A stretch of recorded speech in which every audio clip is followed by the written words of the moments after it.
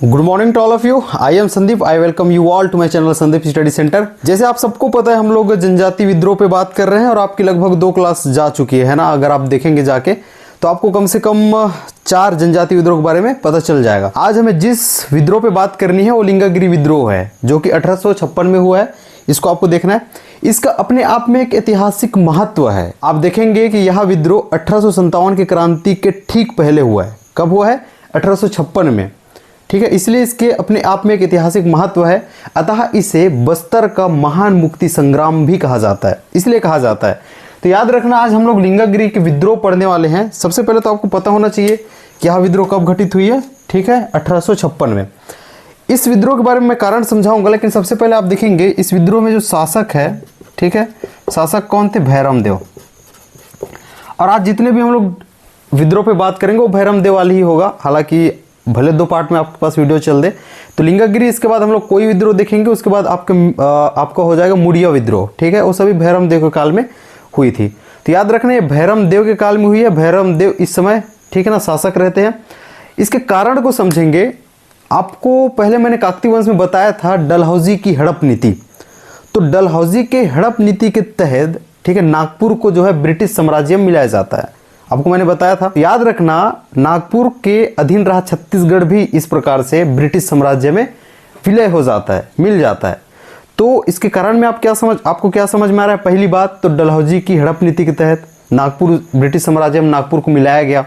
लेकिन नागपुर के अधीन रहा छत्तीसगढ़ भी इस प्रकार से ब्रिटिश साम्राज्य में मिल जाता है। ठीक है, इसलिए उन्हें मौका भी मिल जाता है। बस्तर के हर संभव तरीके से वो शोषण कर रहे थे। तो इस प्रकार वो बस्तर के शोषण या फिर अत्यधिक शोषण प्लस नए शासन के विरोध में विद्रोह करने का निर्णय लेते हैं। तो कारण आपको समझ में आया, इसको मैं लिखूंगा, आपको और अच्छे समझ में आएगा।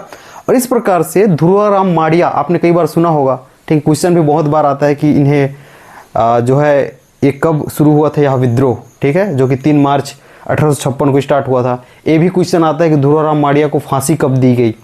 ठीक है, तो ये इसी का हिस्सा है, इसमें आपको समझ में आएगा। तो ध्रुवाराम माड़िया के नेतृत्व में आदिवासियों ने यह निर्णय लिया कि हम जो है नए शासन व्यवस्था के विरोध में और दूसरा अत्यधिक शोषण हो रहे उसके विरोध में क्या करेंगे? विद्रोह करेंगे। ठीक है, लेकिन उनके पास जो है आधुनिक हथियार होते हैं अंग्रेजों के पास। उनके पास सैन्य बल इतनी है कि, है ना, यह विद्रोह उनके सामने जो है टिक नहीं सकता है और फिर असफल विद्रोह ये हो जाता है। इसी को हम लोग लिखने की कोशिश करेंगे। अब यहाँ से आपको एक एक करके देखना है और लास्ट में हम लोग जरूर देखेंगे जो आपके आईएमपी फैक्ट्स होते हैं, या फिर मैं आपको उसको बोलूंगा भी कि यहाँ से आप क्या निकाल पा रहे हैं, क्या नेतृत्वकर्ता देख पा रहे हैं, उद्देश्य देख पा रहे हैं, कारण समझ पा रहे हैं, क्या आप परिणाम को निकाल पा रहे हैं। तो ये स्टोरी देखने के बाद आपको समझ में आने वाले। तो एक एक करके बड़े ध्यान से हम लोग पढ़ने की कोशिश करते हैं। इसको आप अच्छे से देखने की कोशिश करेंगे। फर्स्ट ऑफ ऑल मैंने कहा है इसके शासक, इस टाइम पे शासक हमने देखा भैरम देव है।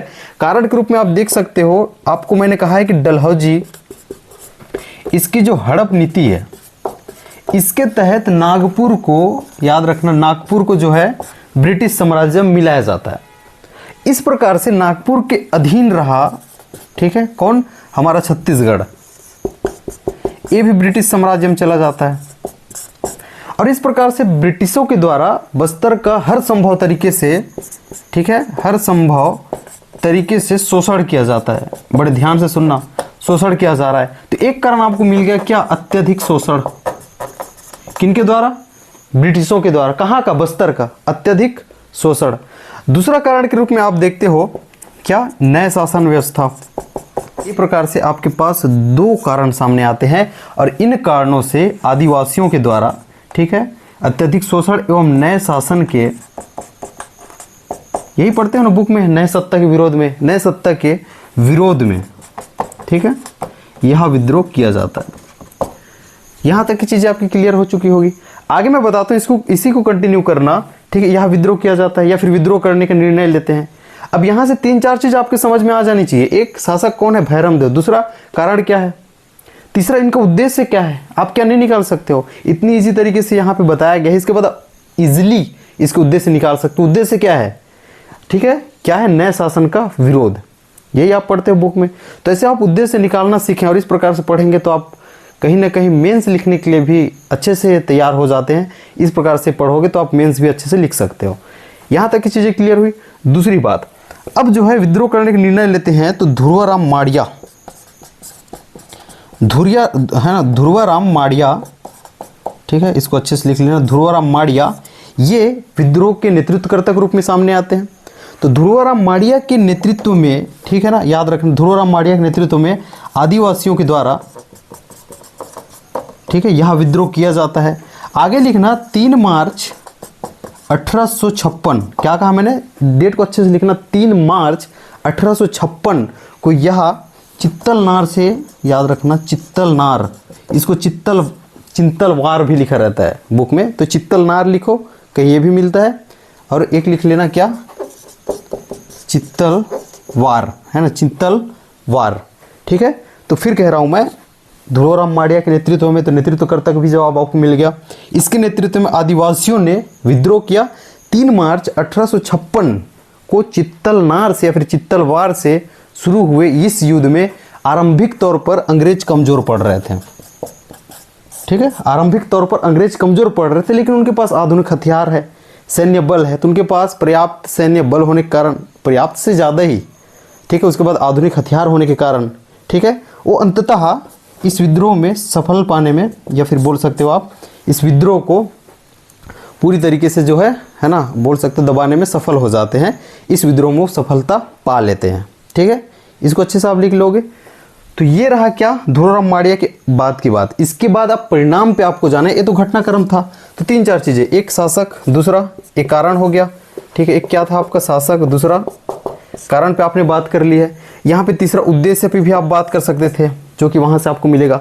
अगला आपको कहाँ जाना था, घटनाक्रम, घटनाक्रम मिल गया, क्या हो रहा है, सीधा आ जाना परिणाम पे, और परिणाम पे लिखना, ठीक है, अंततः विद्रोहियों के नेता या फिर विद्रोह के नेता कौन, ध्रुवराम माड़िया, ध्रुवराम, ठीक है, माड़िया, इनको याद रखना। 5 मार्च 1856 इस दिन जो है, ठीक है, इसे फांसी दे दी जाती है।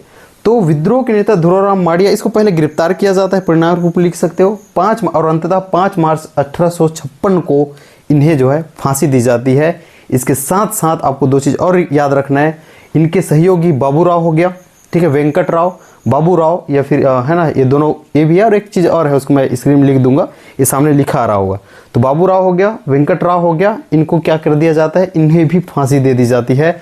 तो फिर मैं कह रहा हूँ, विद्रोह के नेता ध्रुवराम माड़िया, इसको गिरफ्तार कर लिया जाता है।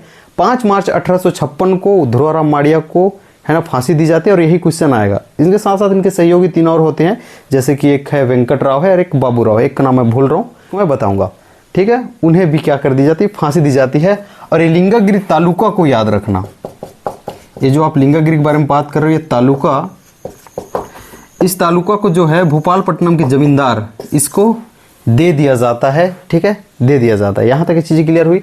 दूसरी चीज़, इसका ऐतिहासिक महत्व को आप जरूर लिख सकते हो। इसका एक ऐतिहासिक महत्व अपने आप में है, क्योंकि यह 1857 की क्रांति से पहले हुई थी, ठीक है, इसलिए इसे बस्तर का महान मुक्ति संग्राम कहा जाता है। क्या कहा मैंने, बस्तर का, ठीक, महान मुक्ति संग्राम कहा जाता है। और ध्रुवराम माड़िया को बस्तर का दूसरा शहीद कहा जाता है।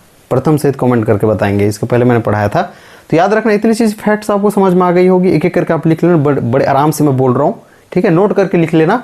इस विद्रोह का अपने आप में एक ऐतिहासिक महत्व है, क्योंकि यह 1857 के ठीक पहले होने वाली विद्रोह है, अतः इसे बस्तर का महान मुक्ति संग्राम कहा जाता है। और दूसरी चीज़ मैंने क्या कहा, ध्रुवराम माड़िया, जिसे 5 मार्च 1856 को फांसी दी गई, उन्हें बस्तर का दूसरा शहीद कहा जाता है। और इस प्रकार से मुझे कमेंट में ये भी बताना, इसके शासन, नेतृत्वकर्ता, परिणाम बताइए, उद्देश्य बताइए, आराम से यहाँ से निकाल सकते हो जो स्टोरी मैंने आपको बताई है। नेक्स्ट चलते हैं हम लोग कोई विद्रोह की ओर। अब हम लोग कोई विद्रोह पे बात करेंगे।